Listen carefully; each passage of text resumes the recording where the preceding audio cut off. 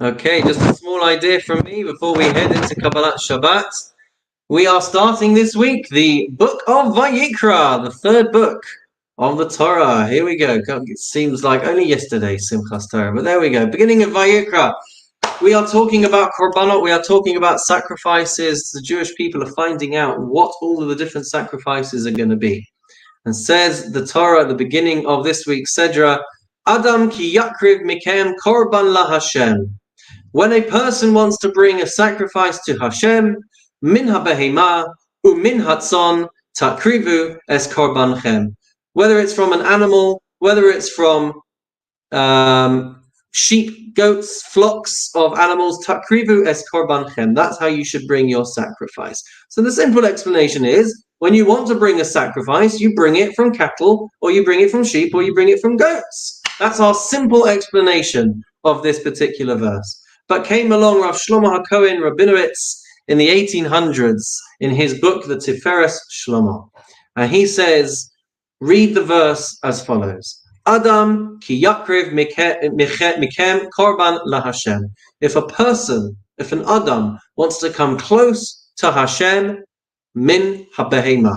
Learn from the behema. Learn from the animals. What on earth does that mean? Says the Tiferes Shlomo, an animal is born an animal. An animal lives as an animal, and an animal dies as an animal. Very straightforward.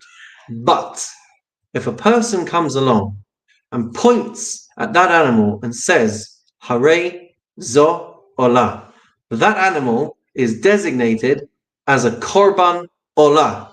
It gets transformed into one of the holiest kinds of sacrifices on the planet.